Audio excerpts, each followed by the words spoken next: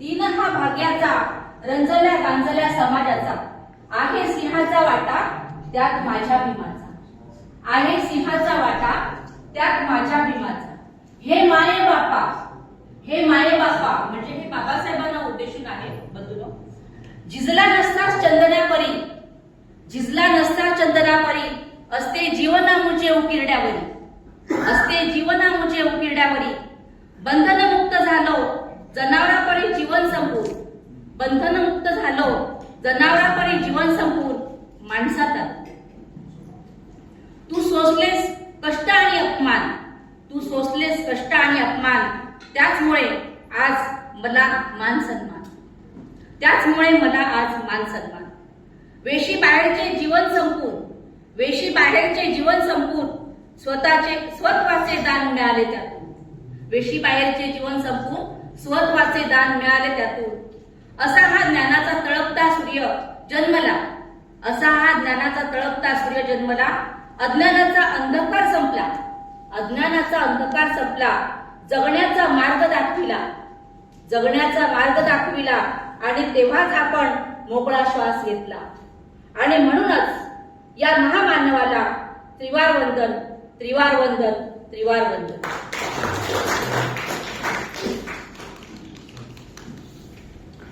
माझी दुसरी कविता आहे कोरडे आभाळ. बंधूंनो, आपण काही वर्षापूर्वी कोविडच्या संकटामध्ये होतो आणि त्यावेळी आम्हा गृहिणींना फक्त घरातलं काम याच्या व्यतिरिक्त काही विषयच नव्हता. माझ्यामध्ये काही प्राध्यापिका आहेत, इतर काही सर्व्हिस करणारे माणसं आहेत, त्यांना निदान ऑनलाईन क्लासेस किंवा काही लिखाण अशी बरेच कामं असायची. कारण मला वाटतं तेव्हा ऑनलाईन पण वर्ग वगैरे चालू होते. मी विचार करायची की आता आपण हा कोविड किती दिवस असणार, म्हणजे थांबणार आहे की नाही कोविड, त्या काळात काय करावं. तर मला त्यावेळी कोविडवर सुद्धा एक कविता लिहिली मी, ती आता मी ते सादर करत नाहीये. त्यावेळी अजून एक कविता सुचली, त्या कवितेचं नाव आहे कोरडे आभाळ.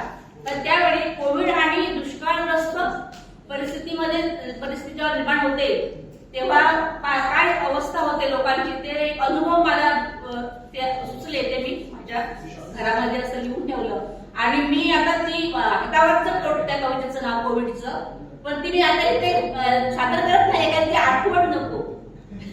त्या कोविडची आहे ती कविता पण नको, म्हणून मी आता इथे मुद्दा कोरडा आभाळ हे एका दुष्काळग्रस्त शेतकऱ्याची हे आहे, त्याच्यामध्ये विश्लेषण केलं आहे, ते मी आपल्या समोर मांडते आहे.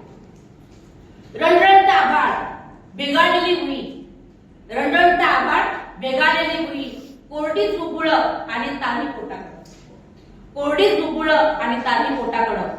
पिचभर फुटाची खळगी, पिचभर फुटाची खळगी, पाचवीला भुकेची ओसुगी, पाचवीला भुकेची ओसुगी.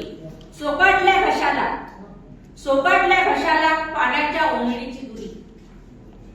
दिस जाय उतरणीला, दिस जाय उतरणीला, पाय बाचे उंबऱ्याला, पाय बाचे उंबऱ्याला. चर काळजा होळी, डोळे तानीचे वाटेला. माये खुशीची ती उभ, माये खुशीची ती उभ, रीती केली बिमारीनं, कवटाळे हुंडक्यानं बाच्या फाटक्या उघडण्यानं, कवटाळे हुंडक्यानं बाच्या फाटक्या उघडण्यानं. रात संपेना भुकेनं, दिस पुन्हा आवासून, ताधी विचारते बाला, पुन्हा येशील का परतून, पुन्हा येशील का परतून. धन्यवाद. धन्यवाद मॅडम. आपल्या रचनेमध्ये दर्द आहे, आपल्या रचनेमध्ये धार आहे. खूप सुंदर काव्य आपण या ठिकाणी सादर केलं. मी लगेचच प्रस्तावना करू नका कृपया, मी लगेचच आपले खानदेशी ज्यांचं बहिरणी भाषा प्रचंड प्रेम आहे, त्यांची ती शैली आहे, बहिणाबाई चौधरी त्यांचे आदर्श आहेत, असे अरविंदजी नगराळे साहेबांना मी विनंती करतो. प्रत्येक कवितेला 5 मिनिटं आहेत, कारण की आपल्याला अजून खूप सुंदर सुंदर काव्य आपल्याला ऐकायचे आणि महत्वाचं म्हणजे अध्यक्षांचं टिप्पणी पण आपल्याला ऐकायची प्रत्येकाला.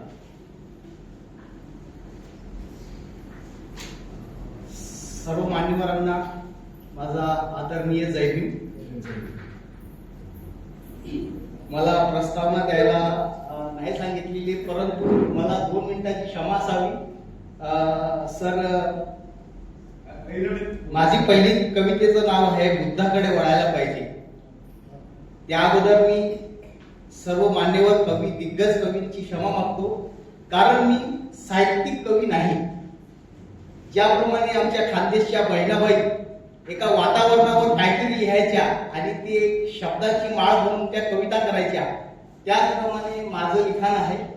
माझ्या कवितेत काही दुरुस्ती असेल तर मला लहान बंधू समजून क्षमा करावी. माझी पहिली कविता सादर करतो, बुद्धाकडे वळायला पाहिजे. धम्म तथागताचा आता तरी आपल्याला कळायला पाहिजे. धम्म तथागताचा आता तरी आपल्याला कळायला पाहिजे. पाऊले आपली आता तरी बुद्धाकडे वळायला पाहिजे. पाऊले आपली आता तरी बुद्धाकडे वळायला पाहिजे. पेटून गेले बाबा ज्योत दिव्य ज्ञानाची, पेटून गेले बाबा ज्योत दिव्य ज्ञानाची, जगण्याची ही दिशा दिली प्रज्ञाशील करुणेची, जगण्याची ही दिशा दिली प्रज्ञाशील करुणेची.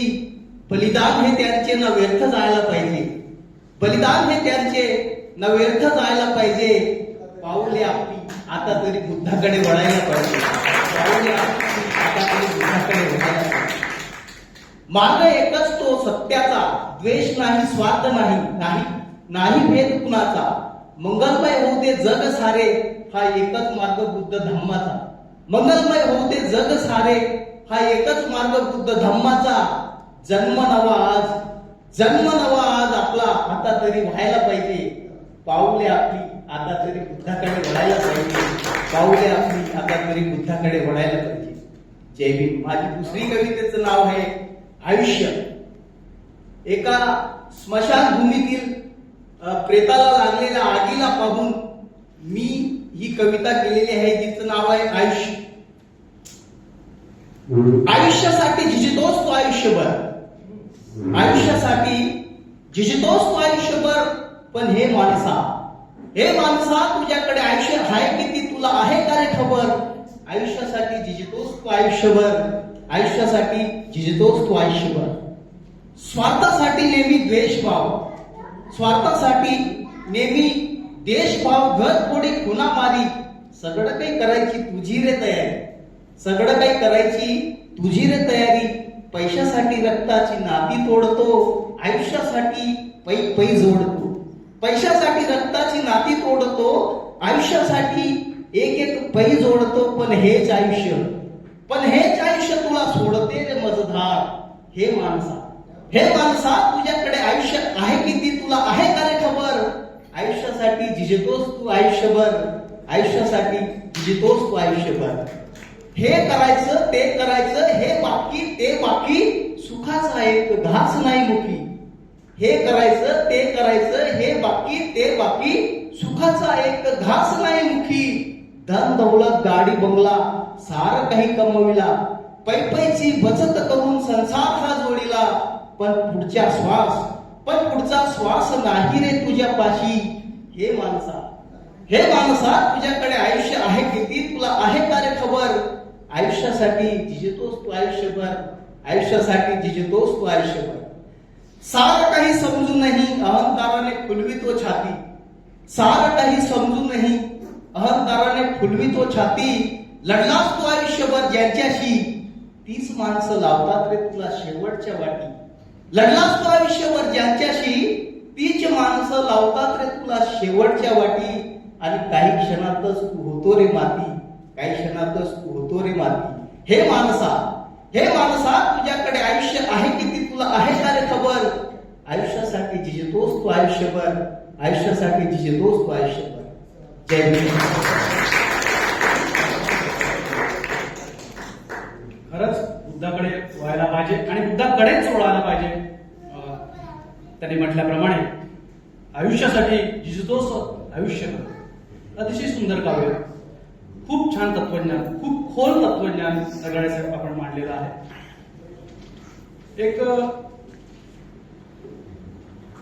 युट्यूबला जर आता आपण ओपन करून बघितलं तर त्यांचा दबदबा आहे, त्यांच्या लाईक्सवर लाईक्स आहेत, त्यांच्या भरपूर व्ह्यूज आहेत. असे एक कवी आपल्यामध्ये बसलेले आहेत. आणि 18व्या विद्वानी साहित्य संमेलनाला अंमलनेरच्या साहित्य संमेलन झालं, त्याच्यामध्ये त्याच्या लेखणी कवितेला पारितोषिक मिळालेलं आहे. विद्यार्थी दशेपासून जे कवी आहेत आणि त्यांना कोणताही विषय त्या वेळेवर ते शीघ्र कवी आहेत, अतिशय आदरणीय आपण तिथे त्यांना ओळखतो प्राध्यापक सुनील बैसाडे सर यांना मी विनंती करतो.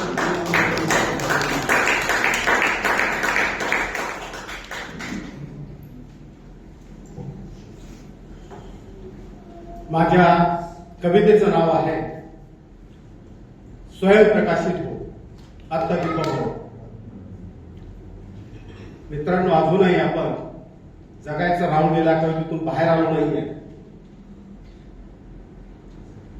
कवितेची सुरुवात करतो. सखे आठवते का तुला. हा गंभीर कविता झाली आहे. निश्चित 54 वर्ष माझं वय आहे. आठवते का तुला हेच म्हणण्याची वेळ आहे. कारण वरून काळा असलो तरी आपण पांढरा आहे. वरून काळा असलो तरी आपण पांढरा आहे. मनाने हिरवा असलो तरी मेंदूने निळा आहे. मित्रांनो, माझी पत्नी या ठिकाणी बसलेली आहे, त्यामुळे मी प्रेम कविता सादर करू शकत नाही. नाहीतर मी अशा ओळी बोललो असतो. आपण सारे बंधन असे झुगारू न देऊ. आपण सारे बंधन असे झुगारू न देऊ. माझ्यात चंद्र तुझ्यात चांदणे मुक्तपणे पाहत राहा. अशी कविता केली असती, पण आंबेडकरांवर आपल्या विचारधारेवर आधारित कविता आहे. मित्रांनो, कविता निश्चितपणे शांतपणे ऐकावी. कविता कुठे मोड घेईल आपण जरा बघा. कवितेचे शब्द अतिशय गंभीरपणे ऐकावे अशी माझी विनंती. स्वयंप्रकाशित व्हा आत्मदीपक हो. सखे आठवतो का तुला. सखे आठवतो का तुला. कॉलेजमध्ये येता जाताना सोबत राहणे. सखे आठवते का तुला. कॉलेजमध्ये येता जाताना सोबत राहणे. क्रांती प्रतिक्रांतीवर सतत चर्चा करणे. सखे आठवते का तुला. कॉलेजमध्ये येता जाताना सोबत राहणे. क्रांती प्रतिक्रांतीवर सतत चर्चा करणे. एकमेकाला दिसणे. बेंचावरचे तुझे बसणे. परीक्षेत प्रथम येणे तुझेच असणे. सखे आठवते का तुला. महात्मा फुले मार्केटमध्ये फिरणे. सखे आठवते का तुला. महात्मा फुले मार्केटमध्ये फिरणे.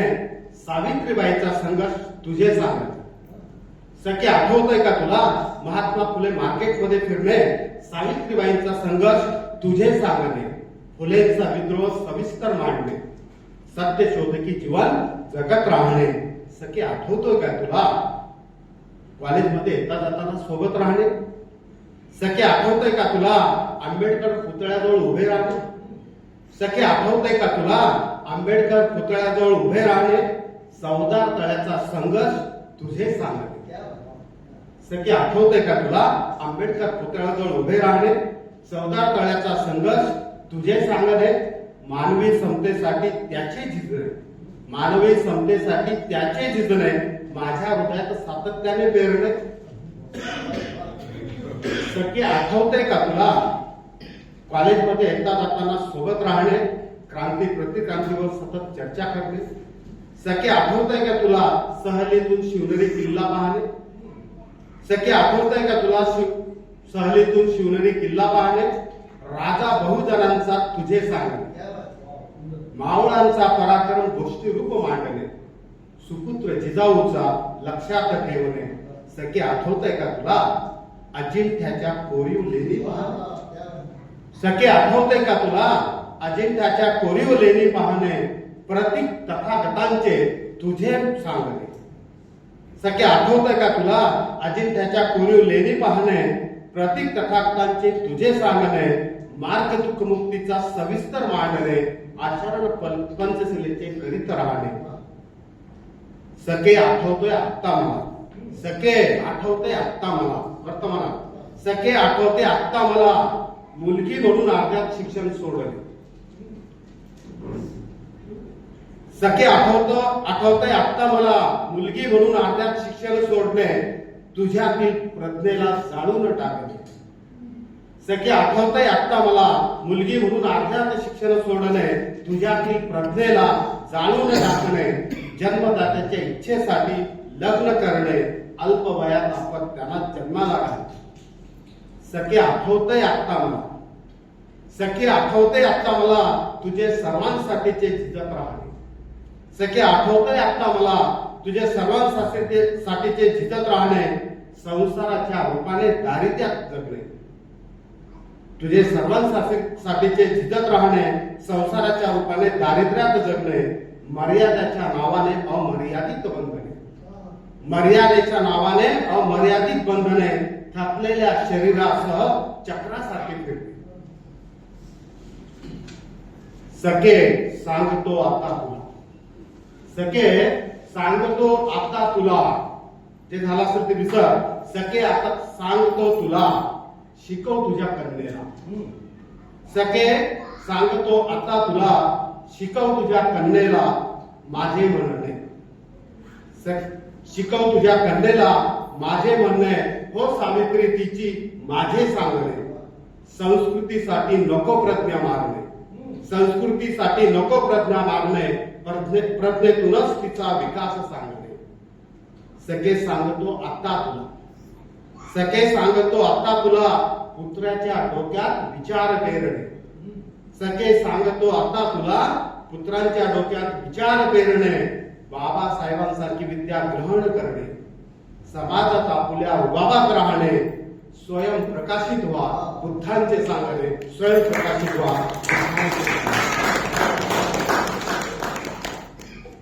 निश्चितच आपल्याला कविता आवडली असे मी गृहीत धरतो. प्रेम कविता आम्ही कधीच नव्हती आहे, ज्याच्यामध्ये सामाजिक भाव प्रत्येक ठिकाणी. तर आता दुसरी एक कविता मी या ठिकाणी सादर करण्याच्या अगोदर मला इंदुरी राहत यांच्या ओळी आवडतात. तुम्ही अतिशय चांगली दाद माझ्या कवितेला दिलेली आहे. द्वार पर दस्तक किसने दी. कौन है. द्वार पर दस्तक किसने दी. कौन है. द्वार पर दस्तक किसने दी. कौन है. आप तो दिल के अंदर है, बाहर कौन है. मित्रांनो, हे देत असलेल्या दादमुळे तुम्ही माझ्या मनामध्ये आहात आणि अतिशय गंभीर विषय असलेली कविता मी सादर करतो आणि संपवतो. कवितेचं हेडिंग आहे आम्ही कोणाकडे असू. आई आणि वडील दोघेही सणाची वाट पाहत होते. आई आणि वडील दोघेही सणाची वाट पाहत होते. सर्वच मुले आणि मुली नातवंडे एकत्रित येथील आनंदित होते. आई आणि वडील दोघेही सणाची वाट पाहत होते. सर्वच मुले मुली नातवंडे एकत्र येथील आनंदित होते. सर्वच भाऊ आणि भाऊजया एकत्र जमा होत होते. सर्वच भाऊ आणि भाऊजया एकत्र जमा होत होते. आई वडिलांची नजर मात्र मुलीकडे आतुरतेने वाट बघत होती. आई वडिलांची नजर मुलीकडे आतुरतेने वाट बघत होते. सर्व भावंडांचा असा योग आला. बहीण भाऊ एकत्र 16 झाला. सर्व भावंडांचा असा योग आला. बहीण भाऊ एकत्र 16 झाला. सर्व मालमत्तेची हिस्सेवारी करा. सर्वांनी मिळून ठराव केला. सर्व मालमत्तेची हिस्सेवारी करा. सर्वांनी मिळून ठराव केला. मोठा म्हणाला भारी जमीन. मोठा म्हणाला भारी जमीन माझ्या हिस्स्यात असू द्या. मोठा म्हणाला भारी जमीन माझ्या हिस्स्यात असू द्या. उरलेल्या जमिनीत दोघे घ्या. माझ्या मोठेपणाला मान द्या. मधला म्हणाला कष्ट माझे रात्रंदिवस असे विसरू नका. मधला म्हणाला कष्ट माझे रात्रंदिवस असे विसरू नका. बोलतो कमी लक्षात घ्या. हलकी का असेना जास्त द्या. हलकी का असेना जास्त द्या. लहान मनाला मुद्द्याकडे या. लहान मनाला मुद्द्याकडे या. राहते घर आणि दुकान द्या. लहान मनाला मुद्द्याकडे या. राहते घर आणि दुकान द्या. कर्ज मात्र तिघात वाटून घ्या. वाटणी खर्च बापाकडे द्या. कर्ज मात्र तिघात वाटून घ्या. वाटणी खर्च बापाकडे द्या. आता वातावरण गंभीर झाले. आता वातावरण गंभीर झाले. संशयाने एकमेकाकडे बघू लागले. आता वातावरण गंभीर झाले. संशयाने एकमेकाकडे बघू लागले. बहिणीने मुखातून शब्द काढले. देव घरातील देव कुणाकडे दिले. देव घरातील देव कुणाकडे दिले. तिघं बायांची कुजबूज सुरू झाली. तिघं बायांची कुजबूज सुरू झाली. भांडणात रूपांतर. तडजोड झाली. मोठ्याची बायको तयार झाली. मोठ्याची बायको तयार झाली. नाराजीनेच देवांची सोय झाली. नाराजीनेच देवांची सोय झाले. बायांच्या चेहऱ्यावर लागले दिसू, बायांच्या चेहऱ्यावर लागले दिसू, नेहमीप्रमाणेच ना आनंद ना असू. तेवढ्यात आई मध्येच म्हणाली, आम्ही दोघे कोणाकडे असू, आम्ही दोघे कोणाकडे असू. स्वाभिमानी बापाने त्याच्या मनाने, स्वाभिमानी बापाने त्याच्या मनाने कधीच बोलणे बंद केले होते. स्वाभिमानी बापाने त्याच्या मनाने कधीच बोलणे बंद केले होते. आता तर त्याचे शरीर सुद्धा स्मशानापर्यंत पोहोचले होते. आता तर त्याचे शरीर सुद्धा स्मशानापर्यंत पोहोचले होते. शेवटचं कडवं, आताही आई पोरांच्या प्रगतीसाठी खाटेवरून दुवा मागते आहे. आता ही आई पोरांच्या प्रगतीसाठी खाटेवरून दुवा मागते आहे. आम्ही कोणाकडे असूचे उत्तर अंतिम श्वासापर्यंत शोधते आहे, अंतिम श्वासापर्यंत शोधते आहे. धन्यवाद.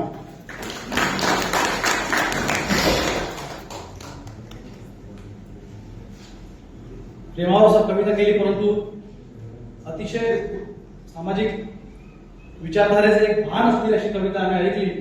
सुंदर.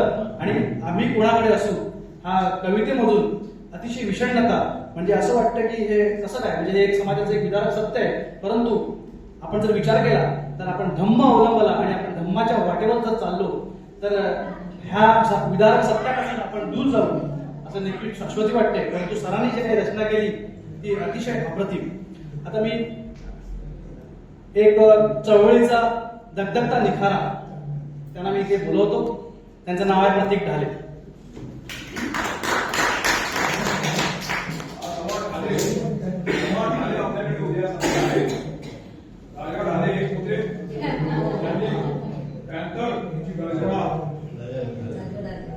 आपल्या सगळ्यांच्या मनामध्ये अंगार, आपल्या डीएनए मध्ये पेरला विद्रोह असे आले जन्माला आपल्या पालकांमध्ये. सर्वांना सगळे जय भीम. मी मुळात कवी नाही किंवा कवियत्री सुद्धा नाही. मी जे तयार केले स्वरचित जी मी शब्दरचना केली आहे ही मुळात ही सुद्धा कविता आहे की नाही मला कल्पना नाही, परंतु त्या हे जे शब्द मी रचलेत ते मी तुमच्यापुढे सादर करण्याचा प्रयत्न करतो.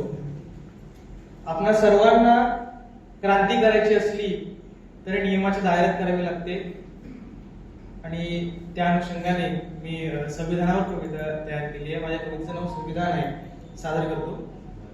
हाती घे संविधान मर्दा, काळाची गरज आहे. हाती घे संविधान मर्दा, काळाची गरज आहे. अन्यायाविरुद्ध लढण्याची धमक तुझ्यात आहे. अन्यायाविरुद्ध लढण्याची धमक तुझ्यात आहे. तूच तुझ्या जीवनाचा शिल्पकार. अन्यायाचा कर धिक्कार, अन्यायाचा कर धिक्कार. गोंधळलेल्या विश्वात गुंतलेल्या राजकारणात पडू नको. गोंधळलेल्या विश्वात गुंतलेल्या राजकारणात पडू नको. संविधानाची साथ सोडू नको. संविधानाची साथ सोडू नको. आपला भारत देश देशाचा श्वास संविधान. आपला भारत देश देशाचा श्वास संविधान. अन्याय झाल्यास घाबरू नको. त्यासाठी निदान 2-4 शब्द जरी वाच. जिजाऊच्या शिवबानं स्वराज्य दिलं. जिजाऊच्या शिवबानं स्वराज्य दिलं. रमाईच्या भीमानं संविधान दिलं. अरे घाबरतो काय, सारं काही तुझ्यासाठीच केलं. सारं काही तुझ्यासाठीच केलं. संविधान आपल्या बापाने लिहिलं असलं तरी विचार सर्वांचा केला. संविधान जरी आपल्या बापाने लिहिलं असलं तरी विचार सर्वांचा केला. कुणाचाही भेदभाव न करता न्याय समता बंधुतेचा महामंत्र त्यांनी दिला. न्याय समता बंधुतेचा महामंत्र त्यांनी दिला. किरणांविना सूर्याला तेज नाही. पाण्याविना नदीला मूल नाही. किरणांविना सूर्याला तेज नाही. पाण्याविना नदीला मूल नाही. संविधानाविना माझ्या देशाची ओळख नाही. धन्यवाद.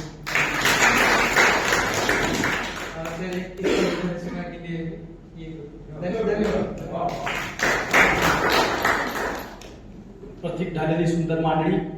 मी म्हटलं होतं चळवळीचा धगधगता निखारा, तर त्यांनी ते प्रूव्ह करून दाखवलं. त्यांच्या आवाजामध्ये जी धमक आहे, त्यांच्या आवाजामध्ये जो करार आहे, तो थरार आहे. जबरदस्त.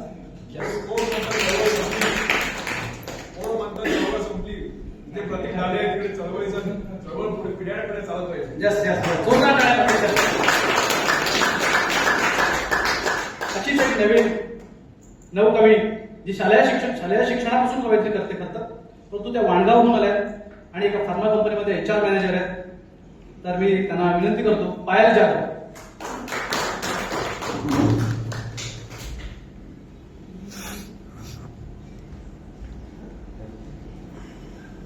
सविनय जयभीम सगळ्यांना.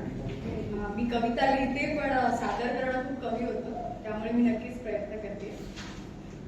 तर माझी कविता जी आहे ती एक पाखरू आहे जे काही काळापुरती आपलं घरटं सोडून गेले, तर ते पुन्हा येते त्याच्या घराकडे, जंगलाकडे पुन्हा येते. पण तो येऊन बघतोय की नाही आपलं जंगल आहे, नाही आपलं घर आहे. मग तो निसर्गाला आणि माणसाला प्रश्न करतो. त्या बाबतीची मी लिहिली आहे कविता. तर ती अशी आहे की घोंगावत सुटला जोराचा वारा, घोंगावत सुटला जोराचा वारा, पडला फुलांचा मोजकाच पसारा. घोंगावत सुटला जोराचा वारा, पडला फुलांचा मोजकाच पसारा. हिरवळीची धमक अजून काही राहिली नाही, पाखरं म्हणती निसर्गा आम्हा रानात भर नाही. पाखरं म्हणती निसर्गा आम्हा रानात भर नाही. वाढती जनता वाढती प्रगती, वाढती जनता वाढती प्रगती, माणसांच्या गरजा आणि पूर्ततेला गती. चौहीकडे इमारती माणसाला कशी कमी नाही, चौहीकडे इमारती माणसाला कसली कमी नाही, पाखरं म्हणती निसर्गा आम्हा रानात घर नाही. भटकंती नशिबी प्रवास असे दूरचा, भटकंती नशिबी प्रवास असे दूरचा, विषारी पाणी जीव धोक्यात कायमचा. दूर दूर पानवटे हिरवळ काही दिसली नाही, दूर दूर पानवटे हिरवळ काही दिसली नाही, पाखरं म्हणती निसर्गा आम्हा रानात घर नाही. प्रगतीच्या दिशेने जग चाललंय उंचीवर, प्रगतीच्या दिशेने जग चाललंय उंचीवर, ताठ माणसा तुझी मान प्रगतीच्या जोरावर. जंगलात लागलाय शहरी वणवा, मागणी आणखी काहीच नाही. जंगलात लागलाय शहरी वणवा, मागणी आणखी काहीच नाही, पाखरं म्हणती निसर्गा आम्हा रानात घर नाही. कविवरी कुसुमाग्रज म्हणतात, ऐकले आहे प्रवास करतात मैलोन मैल, ऐकले आहे प्रवास करतात मैलोन मैल, डोंगर नद्या सागर शहरे जंगल त्यांच्या पै. आले आहेत अदृश्यातून जाणार आहेत अदृश्यात, हे आपल्या सर्वांसाठीच आहे. आले आहेत अदृश्यातून जाणार आहेत अदृश्यात, अदृश्य पूर्वीचे जगणे माझ्याही पदरी पडू दे जरा, अदृश्य पूर्वीचे जगणे माझ्याही पडू दे जरा पदरात. गराहणी माझी आणखी तुझ्या काणी पोचलीच नाही, पाखरं म्हणती निसर्गा आम्हा रानात घर नाही. निसर्गाने समृद्धीची तुझ्या हाती शिदोरी दिली, निसर्गाने समृद्धीची तुझ्या हाती शिदोरी दिली, शिदोरी ही गडप झाली माणसा निसर्गाशी गद्दारी केली. दमलो आहे घरटे शोधून, दमलो आहे घरटे शोधून, दूरवरती दिसले नाही, पाखरं म्हणती निसर्गा आम्हा रानात घर नाही. कवेत घे माणसं आम्हाला आम्हास दुरावा कशाला, कवेत घे माणसं आम्हाला आम्हास दुरावा कशाला, निसर्गाच्या जीवामधले एक समज आम्हाला. अनमोल नाही जीव माझा, अनमोल नाही जीव माझा, पण शून्य मोलही नाही, पाखरं म्हणती निसर्गा आम्हा रानात घर नाही, पाखरं म्हणती निसर्गा आम्हा रानात घर नाही.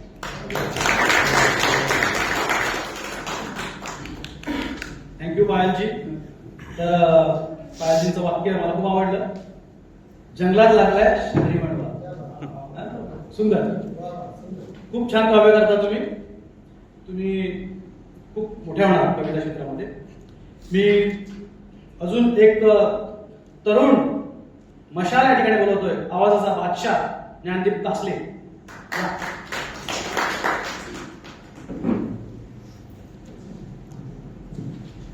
सर्वांना जय भीम.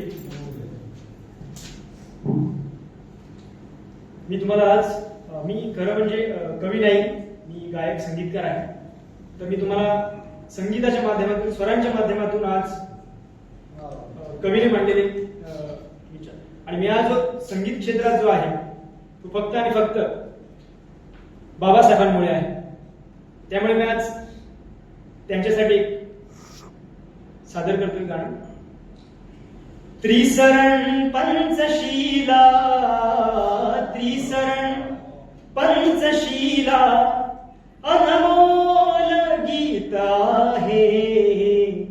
भीमा तुझ्यामुळे हा जीवनी संगीत आहे.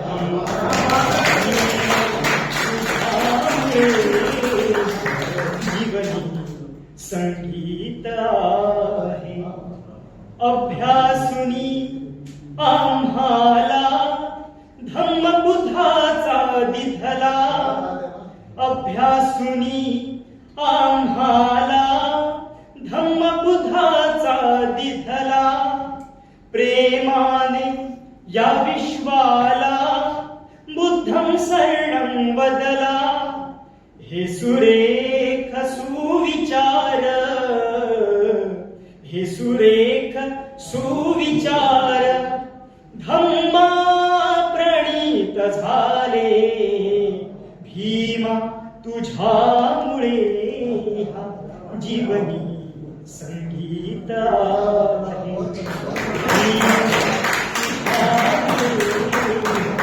जीवनी संगीत आहे. 4 वेळी सादर करतो. बाबासाहेबांचं स्वप्न होतं भारत बौद्धमय करायचं. कवी म्हणते, बौद्धमय मी करीन भारत, बौद्धमय मी करीन भारत. एकच होता ध्यास आता संपला प्रवास, आता संपला प्रवास. ज्ञान वेचुनी कणाकणातुनी इथवर आलो संघर्षातून. ज्ञान वेचुनी कणाकणानी इथवर आलो संघर्षातून. पुढे चला रे हक्क मिळवुनी, पुढे चला रे हक्क मिळवुनी. अति भोगुनी त्रास आता संपला प्रवास, आता संपला प्रवास. बौद्धमय मी करीन भारत, एकच होता ध्यास आता संपला प्रवास, आता संपला प्रवास.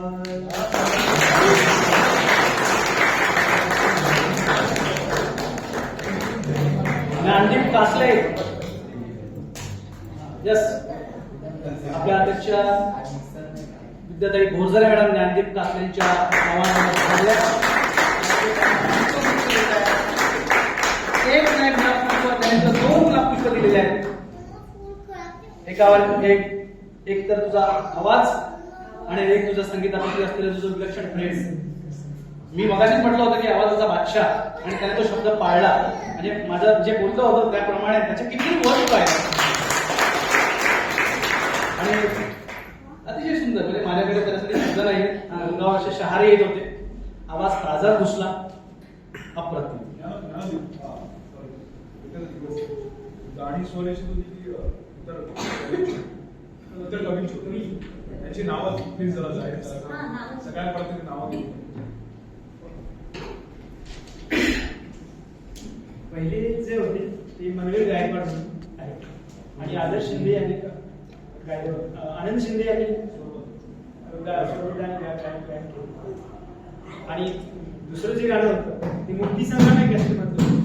ती कॅसेट आता नाही, त्यामुळे तिचे गीतकार मला किशोर घेऊया. त्या कवीचा उल्लेख करायचा, जसं की आता यांनी बऱ्याच कवींचे उल्लेख केले आहे. उस्मानाबादात उल्लेख झाले. आपण उत्तम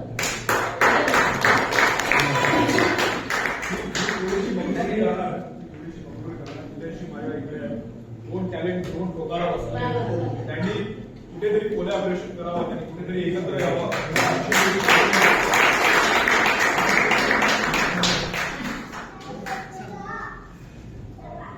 शास्त्रीय संगीतामध्ये ब्रज भाषेमध्ये काही बंदिशी असतात. आम्ही बंदिशी गातो.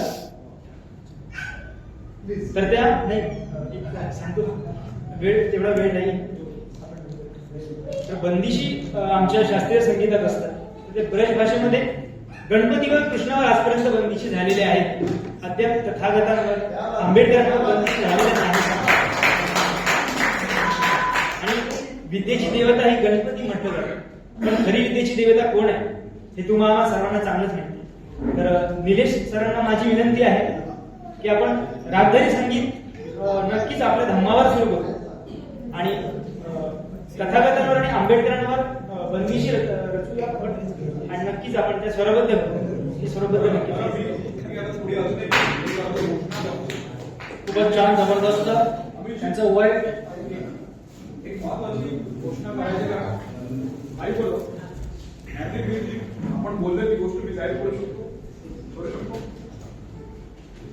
अपरांताच्या माध्यमातून कारण नवनवीन प्रयोग मला लक्षात आलं तर कार्यक्रम आतापर्यंत झाला मी सगळ्यांनी बघितलाय आणि मला माहिती आहे, खात्री आहे की तुम्हाला तो फार आवडला पण आहे. ही थोडीशी पूर्व कल्पना देतोय जे मला करायचं नव्हतं पण मी करतोय.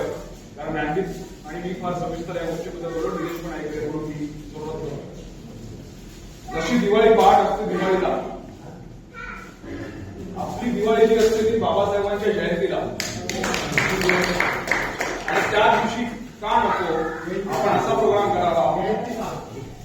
ही पहाट किंवा भीमाई पहाट किंवा जयंती पहाट या नावाने याच्याबद्दल मी ऑलरेडी चर्चा आम्ही सुरुवात केली आहे. ज्ञानदीप आणि मी आणि अजून काही माझ्या मित्रांनी सहकार्याने तसा प्रयोग आपण पालघरमध्ये करण्याच्या सुरुवात त्याची सुरुवात तसा व्हावा अशी मी मनीष वाळकर माझे हे तरुण सहकारी आणि ज्येष्ठ मार्गदर्शक त्याच्याबद्दल आम्हाला मदत करतील अशी मी इथे इच्छा प्रदर्शित करतो आणि त्याबद्दलची मागणी सुरू व्हावी असा मी सुतोवाच करतो. धन्यवाद भाऊजी. तर आता एक आपल्या कवयित्री आहेत पायल जाधव, त्यांना त्यांची ट्रेन पकडण्यासाठी त्यांना जायचंय. तर थोडस एक मध्येच आपण एक करूया की मी सम्यक बौद्ध समाजचे अध्यक्ष सी एन पाटील साहेबांना विनंती करतो की त्यांनी मोमेंटम या ठिकाणी देण्याचा एक निर्णय घेतलेला आहे तर तो त्यांना बहाल करावा. म्हणजे त्या जाण्यास त्या जाऊ शकतील, आपल्याकडचा सन्मान घेऊन त्या तिथून जाऊ शकतील. थोडासा वेळ झाल्यामुळे आपण थोडंसं हे मध्ये हे केलेलं आहे. आणि मी ह्यापुढे ज्यांना चांगल्या विषयांचे संकलन करण्याचा छंद आहे, वर्तमान पेपरमध्ये ते नेहमी त्याचं संकलन ते करीत असतात. गड किल्ले यांची माहिती त्यांनी संकलन करत असतात. पशु पक्ष्यांची माहिती त्यांनी संकलन करत असतात. सामाजिक कार्यात त्यांचा मोठा सीमाचा वाटा असतो. असे MK ज्युनियर चिंचणी कॉलेजचे प्राध्यापक, हिंदी विषयावर त्यांची जबरदस्त पकड आहे. आदरणीय सूरज आष्टीकर साहेब यांना मी विनंती करतो की ते 4 मिनिटांमध्ये ते आपले काव्य या ठिकाणी प्रस्तुत करतील.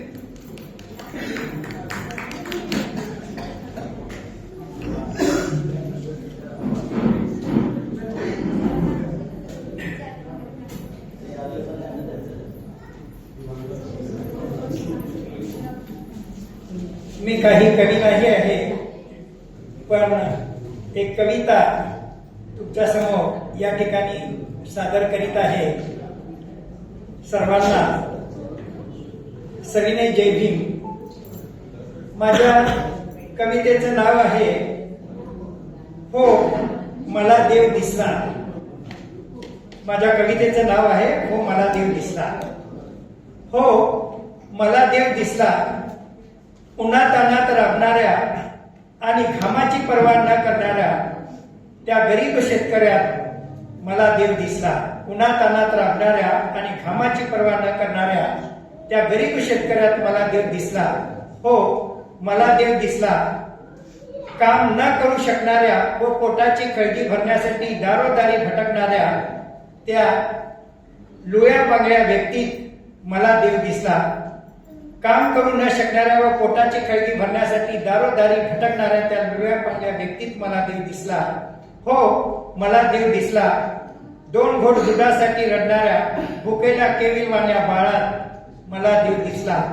2 घोट दुधासाठी रडणाऱ्या भुकेल्या केविलवाण्या बाळात मला देव दिसला. हो मला देव दिसला. रणरण त्या उन्हात काम करणाऱ्या व घाम गाळणाऱ्या त्या मजुरात मला देव दिसला. हो मला देव दिसला. उसाने भरलेली बैलगाडी वाहून नेताना त्या बैलाच्या डोळ्यातील अश्रूत मला देव दिसला. उसाने भरलेली बैलगाडी वाहून नेताना त्या बैलाच्या डोळ्यातील अश्रूत मला देव दिसला. शेवटी मला देव दिसला त्या मंदिरात. मला देव दिसला त्या मंदिरात, जो भावनाशून्य नजरेने भक्ताकडे पाहताना कोणालाच मदत न करणारा, हताश, निर्जीव, निर्विकार, निस्तब्ध, अबोल असा हा मला देव दिसला. असा हा मला देव दिसला.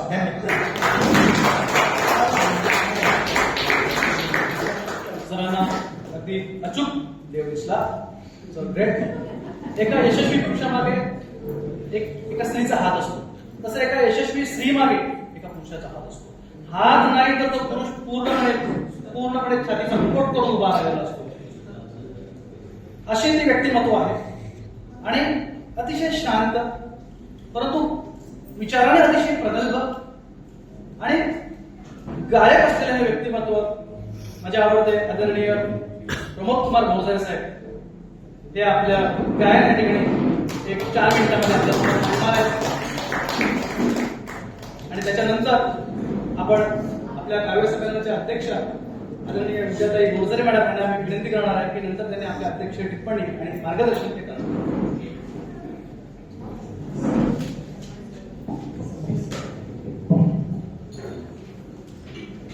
हॉलमध्ये उपस्थित सर्व मान्यवरांना प्रमोद कुमार श्रीमान जय हिंद. माझ्या गीताची फरमाईश झाली आणि जे गीत मी तुम्हाला ऐकवणार आहे ते गीत संदेशचे पप्पा, महाराष्ट्राचे नावाजलेले साहित्यिक शुक्रदेव गायकवाड सर यांनी ती गीत रचना केली. महाराष्ट्राचे काही गायक लोक डोंबिवलीला आलेले आणि त्या ठिकाणी मी देखील होतो गायक. आणि हे जे गीत आहे हे दीक्षाभूमी नागपूरला सुद्धा माझं आहे. तर बाबासाहेबांचे गीत आपल्याकरता सादर करतो आहे. पाहिली नागभूमी तो दिन होता, पाहिली नागभूमी तो दिन होता, दीक्षा दिली भीमाने, दीक्षा दिली भीमाने तो दिन आज होता, दीक्षा दिली भीमाने तो दिन आज होता, पाहिली नागभूमी तो दिन आज होता, पाहिली नागभूमी तो दिन आज होता. त्यागून हिंदू धर्म, त्यागून हिंदू धर्म बुद्धा स्वीकारले, त्यागून हिंदू धर्म बुद्धा स्वीकारले, 22 त्या प्रतिज्ञा, 22 त्या प्रतिज्ञा तो दिन आज होता, 22 त्या प्रतिज्ञा तो दिन आज होता. दारिद्र्य दुःख मुचा, दारिद्र्य दुःख आमच्या वाट्यास काय होते, दारिद्र्य दुःख आमच्या वाट्यास काय होते, ती फेकली गुलामी, ती फेकली गुलामी तो दिन आज होता, ती फेकली गुलामी तो दिन आज होता. झाला नवीन जन्म, झाला नवीन जन्म बदला तो भीम तेथे, झाला नवीन जन्म बदला तो भीम तेथे, तो पाहिला मी सोहळा, तो पाहिला मी सोहळा तो पाहिला मी सोहळा तो दिन आज होता त्या बोधी वृक्षाखाली त्या बोधी वृक्षाखाली सुखाने आज राहतो त्या बोधी वृक्षाखाली सुखाने आज राहतो गतिमान धम्मचक्र गतिमान धम्मचक्र तो दिन आज होता गतिमान धम्मचक्र तो दिन आज होता माझ्याच बांधवानो माझ्याच बांधवांनो ती नागभूमी आठवा माझ्याच बांधवांनो ती नागभूमी आठवा अशोका विजयादशमी अशोका विजयादशमी तो दिन आज होता अशोका विजयादशमी तो दिन आज होता दीक्षा दिली भीमाने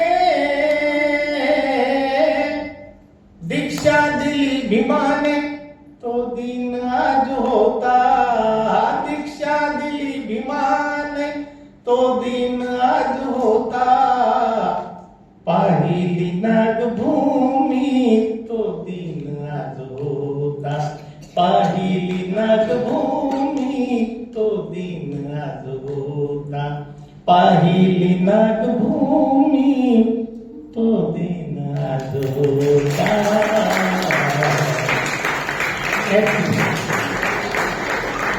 प्रमोद कुमार सरांनी हृदयाची तार छेडली आणि मेंदूमध्ये एक ताजेतवानेपणाचे संप्रेरकच ठेवले. अतिशय सुंदर म्हणजे सुंदर गाणं त्यांच्या आवाजातला निर्मळपणा प्रेमळपणा आणि प्रामाणिकपणा हा त्या आवाजातून येत होता. एक समाधी लागण्यासारखं गाणं त्यांनी या ठिकाणी गायन केलेलं आहे. मला असं वाटत नाही की माझ्याकडून कुठल्या तरी कवी सुटलं असेल म्हणजे अजाणतेपणाने कोणीतरी कविता सादर करण्याचं माझ्याकडून राहून गेला असेल असं मला आता वाटत नाहीये. ओके, मी बरोबर आहे?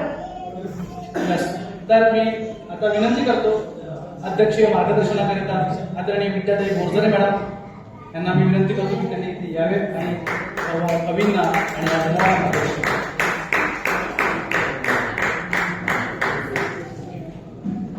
सर्वप्रथम मी एक नम्र विनंती करते की कृपया मी खूप कमी वेळ घेणार आहे. ऍक्च्युअल वेळेचं काम मला आहे तेव्हा मला मध्ये टाकून काम घेतलं तर लक्ष विचलित होतं तेव्हा मला सहकार्य करावे फक्त शांततेचे. जय भीम. आज या ठिकाणी सम्यक बौद्ध समाज संस्था तथा अप्रांत साहित्य कला प्रबोधने आयोजित संत रोहिदास संत गाडगे बाबा माता रमाई यांच्या संयुक्त जयंती निमित्त कवी संमेलन आयोजित केलेले आहे. त्या अनुषंगाने आपण या ठिकाणी उपस्थित आहात त्याबद्दल मी आपल्या सर्वांचं या कार्यक्रमात हार्दिक हार्दिक स्वागत करते.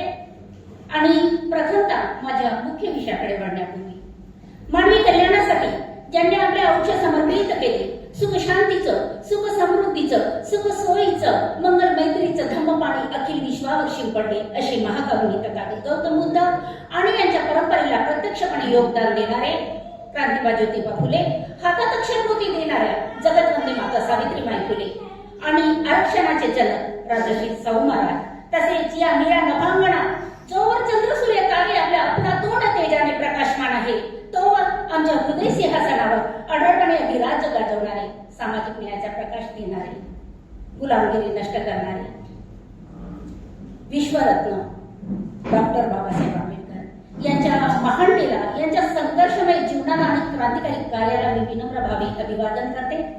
धम्मपीठावरील उपस्थित मान्यवर कार्यक्रमाचे स्वागत अध्यक्ष आदरणीय प्राध्यापक सुनील बैसाणे सर भावेशी लोखंडे आदरणीय Shahpure madam Santosh sir Suresh Kamble sir संदेश धम्मप्रचारक संदेश गायकवाड सर आणि ज्यांनी उत्तम आवाजामध्ये सूत्रसंचालन केलं असे अमित जाधव या सर्वांना आणि धम्मपीठापुढील सर्वच उपस्थित मान्यवर कारण इथे मान्यवर आहे म्हणून तिथे मान्यवर नव्हे जागा बदलल्याने माणूस बदलत नाही तर धम्मपीठापुढील CM Patil sir, Rakesh Shewale sir आणि धम्मपीठापुढील सर्वच उपस्थित मान्यवर इथे चित्रा आष्टीकर आहे, सूरज कांबळे, बहारे सर गेले वाटते, शीला कांबळे आहे, माझी मैत्रीण आहे रजनी, पैसाडे मॅडम आहे, खास करून स्पेशली तुम्हाला आदर करायचे आहे. तर आपणा सर्वांना अश्विनी गायकवाड आहे तिथे. म्हणजे मी आता बोलू का या काळजाने, कारण माझ्या काळजाचे माणसं इथे आहे. इथून भावेश लोखंडे पासून तर संदेश गायकवाड पर्यंत या काळजाने, या काळजाला आदरपूर्वक जय भीम नमस्कार. आपण आज या ठिकाणी काव्य संमेलन घेतलेलं आहे. खरं तर ही संकल्पना कुणाची आहे? संकल्पना ही महत्वाची असते, कारण बोईसरमध्ये साहित्य संमेलन, काव्य संमेलन, धम्म परिषद, धम्म मेळावे असले उपक्रम राबवले जात नाही. इथे कार्य फक्त धम्मावर होत असतं, जे मी स्वतः अनुभवत आहे, जे धम्म प्रचारक संदेश गायकवाड सर सातत्याने करीत आहे. पण बाकीचे कार्य असे ते होत नाही, क्वचितच होतात. दैसरला धम्म परिषद झाली की जी आजही माझ्या स्मरणात आहे. तर ही संकल्पना भावेश लोखंडे यांची आहे आणि या संकल्पनेला प्रत्यक्षपणे योगदान देणारे धम्म प्रचारक संदेश गायकवाड सर, माझा मुलगा प्रणय बोरसारे, माझे पती उपस्थित आहे, त्याचं नाव घ्यायचं आणि त्यांच्याशिवाय मला इथे शक्य नव्हतं. तर प्रमोद कुमार बोरसारे आणि अप्रांत कला साहित्य प्रबोधनीचे सर्व सभासद आणि सम्यक बौद्ध समाज संस्थेचे सर्व सभासद, आपल्या सर्वांचे मी हार्दिक हार्दिक अभिनंदन करते. आणि आता हे संमेलन आपण का घेतलं महत्वाचा मुद्दा, कारण कुठलंही संमेलन घेण्यासाठी काहीतरी कारण लागतं. उगाच आपण संमेलन भरवत नाही. तर आंबेडकर चळवळीला पुढे घेऊन जाणे, समाजाला पुढे घेऊन जाणे, सर्वांना एका विचाराच्या प्रवाहात आणणे आणि या निमित्ताने आपल्या सर्वांमध्ये लेखनाची आणि वाचनाची गोडी निर्माण करणे, त्यासाठीच हे संमेलन आहे. कारण की लेखन आणि वाचन केल्याने माणसाला माणसाचा स्वच्छ चेहरा दिसतो. जोपर्यंत आपण वाचत नाही तोपर्यंत आपल्याला काही दिसत नाही. आणि म्हणून बाबासाहेब म्हणतात की वाचा तर वाचा. ही बाबासाहेब आंबेडकरांची वाणी सर्वांच्या अंतरंगाला एक साथ चढवून गेली. आणि जसा काळा रंग आपल्याला कळतो, जसा पांढऱ्या रंगाचा आपल्याला भेद कळतो, तसं वाचल्यामुळे काय होतं, आपल्या विवेक बुद्धीने आपण माणसाचा चेहरा ओळखू शकतो. आपण सांगत नाही त्याला कोसा कशी, पण माणूस ओळखता येतो. म्हणून वाचन संस्कृती आपल्यामध्ये वाढवा. आज या कार्यक्रमाचं सूत्रसंचालन अगदी उत्तम याच्यामध्ये मी त्यांचे खरं तर खूप कौतुक करते, मनापासून कौतुक करते. कारण की इतकं दमदारतेने सूत्रसंचालन काव्याचं करणे इतकी साधी सोपी आणि सहज गोष्ट नाही, पण ही गोष्ट त्यांनी सहजतेने पेलवलेली आहे आणि म्हणून परत त्यांचे अभिनंदन करते. आणि माझ्या आपल्या सर्वांकडनं समाजाचे कार्य असे पुढे जात राहो आणि तुम्ही चळवळीच्या चक्राला गतिमान करू अशी अभिलाषा चिंतिते. आणि माझ्या मुख्य मुद्द्याकडे साहित्य संमेलन असो की कवी संमेलन, माझी पहिली मानाची मानवंदना महात्मा ज्योतिराव फुले आणि माता सावित्रीबाई फुले जाते. कारण यांनी आपल्या अभिव्यक्ती जीवनाला साहित्याची झालर लावली आणि आपण खऱ्या अर्थाने लिहिते जातो. 1848 ते 1956च्या आधीचा काळ आपण पाहिला तर आपण असे साहित्य संमेलन, या कवी संमेलन, संतोष सर इथे होते, सॉरी मला वाटतं कुणाचे नाव आले असेल, मला माफी असावी. 1848 काळ ते 1956च्या अलीकडचा काळ आपण असे साहित्य संमेलन घेत होतो का, तर याचे उत्तर नाही. कारण आपल्या अभिव्यक्ती जीवनाला जी भाषा नकारली होती, अशा या काळात अंधारातून प्रवास करणाऱ्या, अज्ञानाच्या अंधकारातून प्रवास करणाऱ्या, डोळ्यावरची पट्टी सोडून ज्यांना ज्ञानाचा आहिना दाखवला, ज्यांना सत्याचा उजेड दाखवला आणि भारतातील कब्र भूमिपुत्रांच्या हातात अक्षर मोती देऊन त्यांच्या स्वाभिमानाने आत्मसन्मान दाखवला महात्मा ज्योतिराव आणि सावित्रीबाई फुले. तेव्हा हजारो वर्ष दबलेला गळा मोकळा झाला. मुक्यांना विद्रोही जिभा लागल्या. क्रांती साहित्याला, क्रांती गीताला, क्रांती कवितेला, कथा कादंबऱ्याला विविध माध्यम गवसली. आमची कलम युद्धासाठी लागली. 1848 नंतर स्वाभिमानाचे ज्वलंत विष्कार या युगाने पाहला आणि प्रत्यक्ष त्या स्वाभिमानावर प्रत्यक्ष ती माणुसकी फिदा झाली आणि सावित्रीबाई फुले आणि महात्मा फुले यांनी केलेल्या गुणगौरवावर साऱ्या विश्वाने गौरवाची फुलं उधळली. अशी एकच क्रांती या देशात घडली की त्या क्रांतीलाही क्रांती नाव पडले. शिक्षणाची क्रांती, नंतर घडली ती धम्मक्रांती. दोन क्रांत्या, दोन ध्रुवा. आणि म्हणून सांगा वाटतं, जर नसी जन्माला आली सावित्रीबाई फुले, जर नसती जन्माला आली सावित्रीबाई फुले तर अज्ञानाच्या अंधकारातच राहिली असती बहुजनांची मुलं आणि मुले. असा एक सूर्य उगवला ज्या दिवशी जन्मली माझी सावित्री फुले आणि पुढे घडवली तिने ठिकठिकाणी क्रांतीची नवी नवी स्थळे. जर नसती मुक्त केली त्याने बंदिस्त विद्या, जर नसती मुक्त केली त्याने बंदिस्त विद्या, घडली अशी त्या समाजात माझ्यासारखी तर विद्या. आज ही विद्या बोध झाली. मला भावेश लोखंडे यांनी अध्यक्षस्थान माझ्याकडे सोपवलेलं आहे आणि मी त्याचा आदरपूर्वक स्वीकार केला. परंतु आपल्याला तत्वज्ञान देणारी इतकी मी तत्ववेत्ती, ज्ञानवंती, प्रज्ञावंत अशी मी नाही.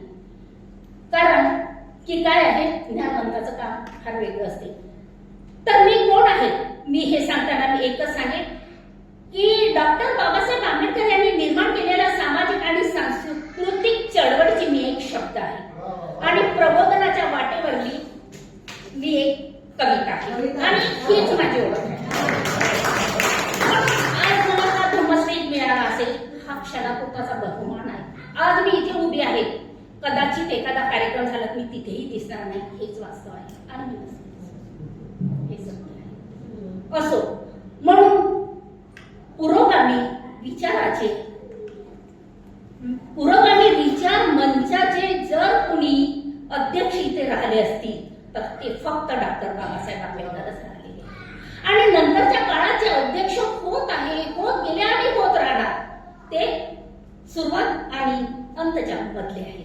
आणि म्हणून आज मी आपणासमोर अध्यक्ष भाषण या नात्याने हे सांगत आहे. असो, आज या ठिकाणी इतके कवी येऊन मला आता माहिती नाही आपापली कविता मुक्त कंठाने एका अनोख्या शैलीमध्ये सादर केली. सर्वच कवीची कविता मला विलक्षण वाटली. काहींनी गाणे सादर केले, छानंते इथे निलेश यांचं गाणं उत्तम होतं आणि म्हणजे भारावून गेलो. खरंच माझा मुलगा किती चांगल्या लोकांची हे घेतो याचा मला आनंद वाटला. सगळ्यांनी आपापल्या कविता खूप छान पद्धतीने सादर केल्या आणि प्रत्येकाच्या कवितेचा विषय वेगळा होता. भाषा शैली, लेखन, सादरीकरणाची तरा सुद्धा अलग होती. पण एक गोष्ट मला प्रकर्षाने जाणवली की मानवी जीवनाकडे तटस्थ भावनेने पाहणाऱ्या या कवीने समाजाचे वास्तव स्वतःच्या अनुभवातून काव्याच्या लेखणीच्या माध्यमातून काव्याच्या स्वरूपात आपणासमोर मांडले. प्रसिद्धजनाच्या अभिरुचीला पात्र ठरेल अशा चित्तात ठसणाऱ्या त्यांच्या कविता होत्या. काहीकांची कविता अतिशय छान होती तर काहीकांची साधारण होती. कारण एका वर्गात असलेले सगळेच पोरं पहिल्या नंबरने पास होत नाही, हेच काहीकांची साधारण होती. तर एक गोष्ट नक्की की कवीच्या भावना ह्या शुद्ध स्वरूपाच्या होत्या आणि त्यांची कविता ही निर्दोष होती. कारण की कविता जी आहे ही आपल्या आतून येते, आपल्या आतून येते. कविता ही आपल्या आतून सडसडत येते आणि कागदावर आकार घेते. कविताला असता एक स्वतःचं स्वतंत्र अंगण आणि त्या अंगणामध्ये आपली कविता, त्या आभाळामध्ये आपली कविता चांदणीसारखी लागते. म्हणून सर्वांच्या कविता ह्या चांगल्या होत्या. तेव्हा मी सर्व कवी कवयित्रींना सर्वांचे अभिनंदन करते आणि त्यांच्या सर्जकतेला, त्यांच्या कल्पकतेला, त्यांच्या विद्वत्तेला सदिच्छा देते आणि तुमच्या हातून याही पुढे सुंदर काव्य घडत राहावं जे पोषक समाजाला आणि प्रेरक आहे असं काव्य घडत राहावं अशी अभिलाषा चिंतिते. आणि माझी एक 4 ओळी आपणासमोर सादर करते. पेनात नसतात अक्षरे, पेनात नसतात अक्षरे, ते असतात भावनेच्या खाई. समाजाचे ऋण फेडायला थोडी उधार मागते शांत शब्द नाही, पेनात राखी नाही. तर कविता हा गंभीर साहित्य प्रकार आहे. काव्यलेखन एक जबाबदार वक्तव्य असतं. कधी कधी एका ओळीत तर कधी कधी 2 ओळीत प्रचंड मोठा आशय सांगण्याची ताकद कवितेत असते. तर कधी कधी संपूर्ण कविता संपून जाते तरी ती आशयापाशी येत नाही. कवितेचा हा इतिहास आहे आणि कवितेच्या बाबतीत असं होत असतं. कविता लिहिताना कवीने एक गोष्ट ध्यानात ठेवली पाहिजे. कारण ते सगळेच कवी आहे ना, तज्ञ आहे, हुशार आहे. म्हणून मी तुम्हाला तत्वज्ञान सांगावी इतकीही मोठी नाही तरी मी जनरल बोलते की कविता लिहित असताना समाजातलं वास्तव काय आहे याकडे कवीने नजर फिरवून ते वास्तव समाजातलं आपल्या कवितेमध्ये त्याचे प्रतिबिंब उमटायला पाहिजे.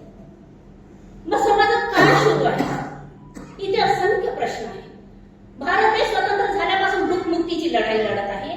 लढाई वाढत चाललेली आहे आणि कितीतरी लोक दारिद्र्याशी झुंजत आहेत.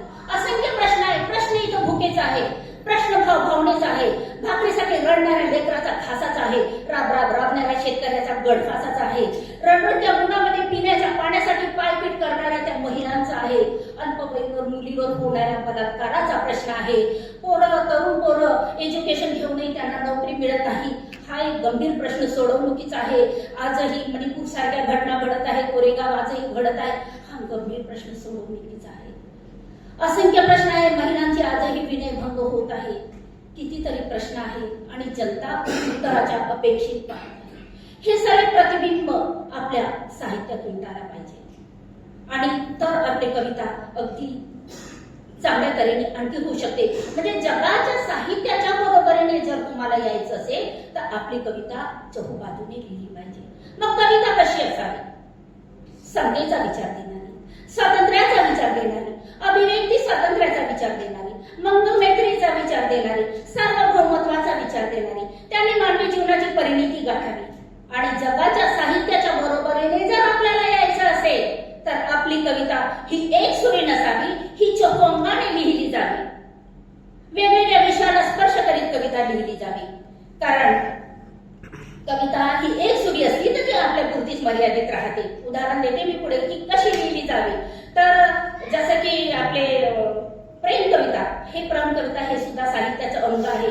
पण काही बघता काही जे लोक तर प्रेम कवितेकडे अगदी संकुचित भावनेने बघतात, अगदी अंकुचित भावनेने वाचतात. रिअल जिंदगीमध्ये अर्ध जग प्रेमात उडालेलं आहे. या सत्याला कुणी राखारू शकत नाही. प्रेम या शब्दाचा शास्त्री मॅडमची उत्तम कविता काल अमितनी वाचली. तर प्रेम या शब्दाचा अर्थ इतका मोठा आहे, पण काही वेळेला काय होतं, प्रेम कवितेकडे अंकुचित नजरेने पाहिलं जातं. पण मान्य आहे की आंबेडकरी या विचार मंच प्रेम कविता सादर करण्यासाठी नाही आहे, तर हा चळवळीचा आहे. पण ते साहित्याचं अंग आहे, हे नाकारू शकत नाही. तेव्हा सुरेश भट आपल्या सर्वांच्या आवडीचे त्यांनी लिहिले आहे प्रेमावर गीत कसं, मली तारुण्य माझे तू पहाटे पांघरावे. दुसऱ्या बाजूने त्यांनी दुसऱ्या अंगाने त्यांनी दुसरंही साहित्य लिहिलं, भीमराया घे तुझ्या या लेकराची वंदना, आज घे ओठंबलेल्या साखराची वंदना. तर असं साहित्याचं अंग पाहिजे. जसे की नामदेव ढसाळ आहे, यांनी सुद्धा उत्तम प्रकारे गोलपीठ आहे. त्याचं मी मुद्दाम आवर्जून इथे यासाठी नाव घेत आहे की त्यांचा चित्रपट येतो आहे आता, असं मी 2-4 दिवसापूर्वी पेपरला वाचलं. आणि त्यांच्या कविता जागतिक लेवल पर्यंत गेल्या. आजही उदाहरण देण्यासाठी त्यांच्या कविता, संदर्भ घेण्यासाठी आजही नामदेव ढसाळांच्या कविता उपयुक्त पडतात. अगदी उद्रेकाला फुटलेला फुंकार त्यांनी काव्यात उभ्या केला आणि वास्तव चित्र त्यांनी कवितेतून मांडले. काय बोलतात नामदेव ढसाळ? ती पहा रे ती पहा, मातीची अस्मिता कशी आभाळभर झाली. ती पहा रे ती पहा, मातीची अस्मिता कशी आभाळभर झाली. माझ्याही आत्म्याने जिंदाबाजीची गर्जना दिली, रक्तात पेटलेल्या अग्नी. अशा प्रकारची रचना. आणि खरं तर कविता अशी अचानक उगवत नाही, त्यासाठी सर्जनशील मन लागतं. आणि घटना, प्रसंग, अपघाती, प्रेमाची आणि क्रांतीची बीज मनात रुजत असतात आणि त्यातूनच कवितेचा जन्म होतो. ही आहे कवितेची जन्मकथा. आंबेडकरी कविता ह्या चळवळीचा अंग आहे, मानवतेशी निगडीत आहे. ह्या कविता फुलावर, पानावर, पावसाळ्यावर, सागरावर, लहरीवर लिहिलेल्या नाही, तर त्या चालत्या फिरत्या माणसाच्या वेदनेच्या देखेवर लिहिलेल्या आहेत. त्या कविता दाहक आहेत, त्या कविता विदारक आहे, त्याला सत्याचा एक आवाज आहे. ज्यावेळेस आंबेडकरी कविता गायल्या जाते तेव्हा आपल्या कवितेतले शब्द हंबरतात, ते पुढच्या व्यक्तीचा काळ जाऊन आपटतात आणि ते मग आसमातून बाहेर येतात. इतके दाहकतात. कारण आमच्या पूर्वजांनी खाल्लेल्या अन्यायाच्या जखमा पाण्याच्या एका बुंदाने आमच्या कंठाला झळल्याचा इतिहास हा आहे. आणि म्हणून आंबेडकरी कविता या दाहक आहे. कारण आम्ही आमच्या पूर्वजाला पाहिलं नाही, आजोबापर्यंत ठीक आहे, पण आजोबाचे आजोबा आपण पाहिलेलं नाही, परंतु त्यांचा इतिहास आपण वाचलेला आहे. म्हणून त्या इतिहासामध्ये पाण्याच्या बुंदाने आमच्या कंठाला झळली ती घशाची कोरड इतिहासाच्या पानावर आजही आक्रोश देत आहे. आणि म्हणून आमच्या कवितेतले शब्द हंबरतात. आता जर इथं सहजच कुणाच्या मनात भाव आला असेल, ए बाबा असे कसे शब्द हंबरतात, कशी कुठली कविता आहे, इथले लोक अभ्यासक आहेत, तज्ञ आहेत, ते प्राध्यापिका आहेत, सगळे बैसाणीसारखे, सूरज आष्टीकर सारखे लोक इथे आहे. तर असे कसे शब्द म्हणतात, सहज प्रश्न कुणाला पडू शकतो. तेव्हा उदाहरण देण्यासाठी आपले सर्वांचे आवडते कवी ते शब्द काही म्हणतात. काळाने केलं काळ, मातीनं विणलं जाड, पाण्याच्या घोटासाठी तडफडे माझं बाळ, अवलई नाही मागत घर माझं इवलस गाड ग, पाणी वाढ पाणी वाढ ग, अहो धर्माचा नव्या धर्माचा एक पोहरा. ही आंबेडकरी कविता आहे. त्याला सत्याचा एक इतिहास आहे. हा जादून इतिहास आहे. ज्यावेळेस मराठवाडा विद्यापीठाचा नामांतराचा लढा लढले गेले, कितीतरी लोक राग झाले, बेचिराग झाले, शहीद झाले, अपंग झाले, कितीतरी गाणी लिहिले गेले. आमचे गाणे, आपल्या कविता ह्या अशाच असतात. नामांतराच्या लढ्याची कितीतरी गाणे, कांबळे पोचिरांचा इतिहास आपल्याला सर्वांना माहिती आहे. अशा प्रकारचे म्हणजे मुद्दामच आता मला इथं ऐकावं असं वाटतं सगळ्यांची एकाग्रता पाहून. कुणी कांबळे पोचिराम, पोट भरे गाडूनी घाम, गावाचा वैरी ठरला, मुक होती म्हणून जय भीम, मुक होती म्हणून जय भीम, तो पेटे धडधडा भीमरायाचा बछडा, अन जातीये त्याचा माडा रे, जळतोय मराठवाडा, बघा जळतोय मराठवाडा, पहा जळतोय मराठवाडा. ह्या आमच्या आंबेडकरी कविता आहे. जास्त वेळ घेत नाही, एका मुद्द्याकडे जाते. सध्याच्या स्थितीत भारतातलं वातावरण अगदी खतरनाक झालेलं आहे. हिंसेचं राजकारण देशात माजत आहे, जातीचं राजकारण देशात माजत आहे, आडनावावरनं जात ठरवली जात आहे आणि संविधानावर आघात होत आहे, तात्विक विचारावर आघात होत आहे आणि संविधानाची पायमल्ली होत आहे. संविधान अबोल होऊन पडलं आहे. संसद भवनामध्ये संविधान अबोल होऊन पडलं आहे. संविधान व्यतीत आहे, संविधान पीडित आहे. जंतर मंतरवर संविधान चढताना आपण सर्वांनी ऐकतो आहोत, पाहायला नसलं तरी. अशी संविधानाची वेत आहे. आपण संघर्षाच्या वाटेवरती उभे आहोत. संतान स्वातंत्र्य बंधुत्वाची आपल्यावरती फार मोठी जबाबदारी आहे. समाजकारण असो की राजकारण, इथं व्यक्तीला व्यक्तीचा व्यक्तिबाधा झालेला आहे. विषबाधा होतो ना, फूड पॉयझन, तसं व्यक्तिबाधा झालेलं आहे. एक व्यक्ती दुसऱ्या व्यक्तीपासून दुरावत चाललेला आहे, गटागटात विभागलाय. त्यामुळे ठरलंच आहे एक आंदोलन होत नाही.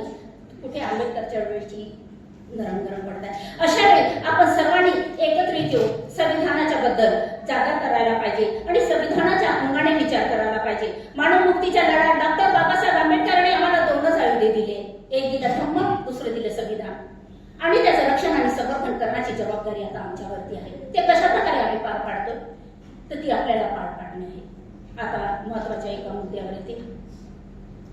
शेवटचा मुद्दा, आजच्या वर्तमान काळात आणि उद्याच्या उगवणाऱ्या भविष्य काळात आपण, आपला समाज, आपले भारतीयत्व आणि संविधानातील कॉमन मॅन याचे रक्षण कसे करता येईल, त्यासाठी आपल्याला दर्जेदार साहित्य आणि सांस्कृतिक चळवळ उभी करण्याची गरज आहे आणि ते आपण सर्व मिळून करणारच आहोत. पारंपरिक विचारांना छेद देऊन नव्या प्रबोधनाच्या वाटेकडून आपल्याला वाटचाल करायची आहे. जात, धर्म, प्रांत, वर्ण, भाषा, प्रदेश याचे बंद ओलांडून आपल्याला माणुसकीचं जग निर्माण करायचं आहे. माणसाकडे पाहताना फक्त माणुसकी या नात्यानेच पाहायचं आहे. तेव्हा विश्वाला, इथे हिंसाचार मानलेला आहे, तेव्हा विश्वाला बुद्ध हवा, युद्ध नव्हे.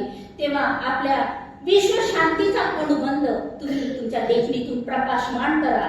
त्याचं सर्वत्र तेच पसरू द्या. संविधानावर जास्त विचार करा. लोकशाहीप्रमाणे आणि लोकशाहीच्या चौकटीत राहून आणि याच्यामध्ये संविधानाच्या अंगाने जास्त जागृत राहून आपण त्यावर विचार केला पाहिजे. त्यावर जास्त गाणी रचायला पाहिजे. त्याचा प्रचार आणि प्रसार करायला पाहिजे. हेच मी सर्वांना सदिच्छा देते आणि थांबते. सर्वांना जय भीम.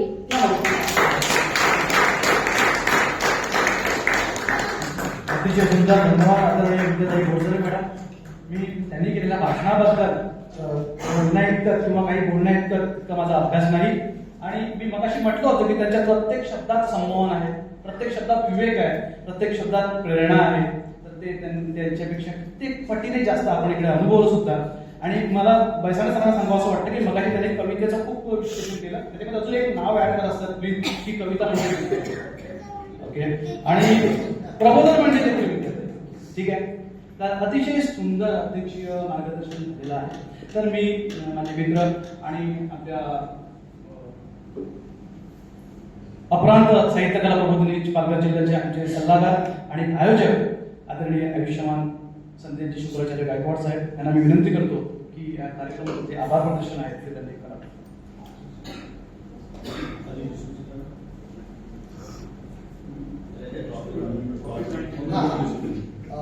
सम्यक बौद्ध समाज संस्थेच्या वतीने सर्व जे कोणी कवी आहेत आणि या कार्यक्रमात ज्यांनी जे सहकार्य केले त्यांचा या ठिकाणी सम्यक बौद्ध समाज संस्थेच्या वतीने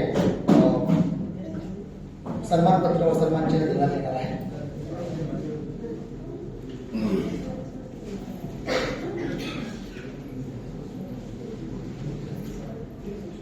सम्यक बौद्ध समाज संस्था देहकोली तारापूर आणि बोईसरचे अध्यक्ष आदरणीय CN पाटील साहेब आणि सचिव आदरणीय राकेश शिवाळे साहेब यांनी इकडे समोर या.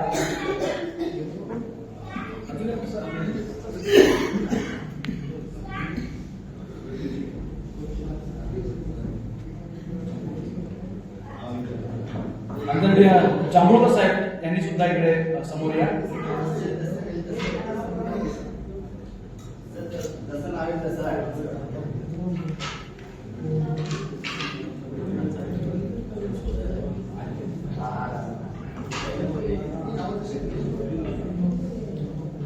आपल्या कवी संमेलनाच्या अध्यक्षा विद्याताई बोरजरे मॅडम यांना हे मोमेंटम देऊन आपण या ठिकाणी गौरवित आहोत.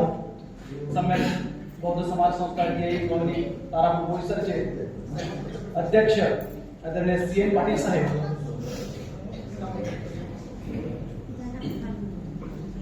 त्याचप्रमाणे सोबत एक प्रशस्ती पत्रक सुद्धा आपण या ठिकाणी प्रदान करीत आहोत. हा आमच्या सम्यक बौद्ध समाज संस्था यांच्याकडून केलेला गौरव आहे, सन्मान आहे आणि अशा कार्यक्रम व्हावे त्याकरिता ही केलेली प्रेरणा आहे. तर जोरदार टाळ्या. धन्यवाद सर. धन्यवाद ताई. त्याचप्रमाणे आपल्या कवी संमेलनास लाभलेले स्वागत अध्यक्ष प्राध्यापक सुनील बैसाडे साहेब यांना सुद्धा प्रशस्तीपत्र आणि मोमेंटम देऊन गौरवितो.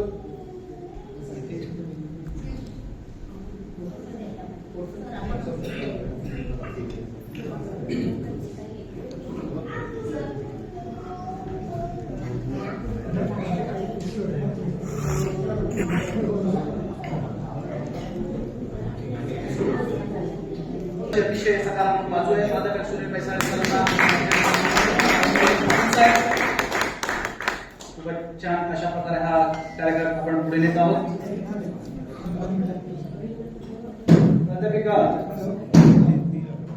प्राध्यापक सूरज अष्टेकर साहेब, चित्रा अष्टेकर मॅडम, प्राध्यापिका चित्रा अष्टेकर मॅडम यांनी जरा समोर यायचं आहे आणि त्यांना प्रशस्ती पत्र आहे हे कृतीचिन्ह महान मिळत असेल.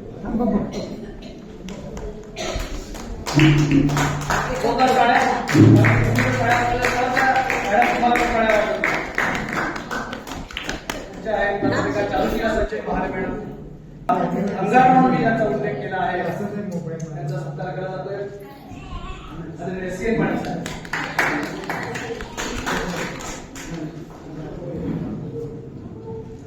त्याचप्रमाणे अरविंद नगराड साहेब, ज्येष्ठ साहित्यिका आणि अतिशय उत्तम समाज संस्थेचे अध्यक्ष CN पाटील साहेब. पुढचे गौरव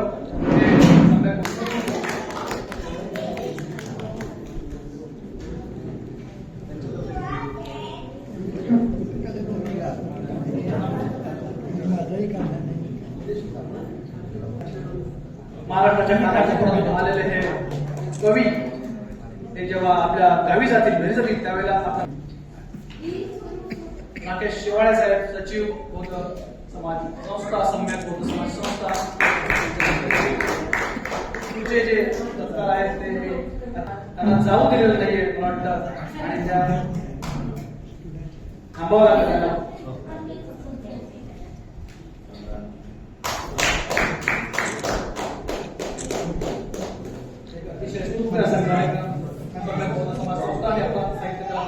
माध्यमातून शीतल जाधव.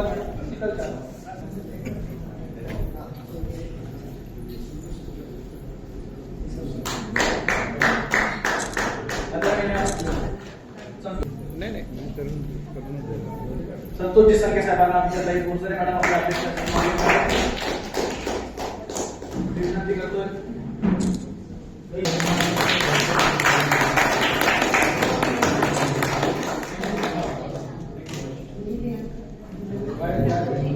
काय वाटतंय? आम्ही बरेच राजकीय आणि सामाजिक कार्यक्रमाचं सूत्रसंचालन केलं होतं, पण मला जमणार नाही. पण भावेश म्हणाला की नाही, मला तुझ्याकडूनच सूत्रसंचालन करून घ्यायचंय.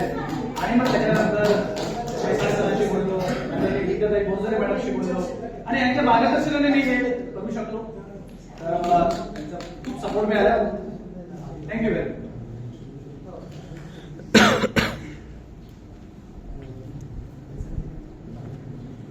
सम्यक बौद्ध समाज संस्थेची ही प्रेमाची भेट आहे. प्रेमाची भेट आहे. अतिशय विधायक कार्यक्रम केल्याने त्यांची संस्कृती आहे, त्यांची परंपरा आहे आणि त्या माध्यमातून मनाच्या मोठेपणातून त्यांनी हे मोमेंटम्स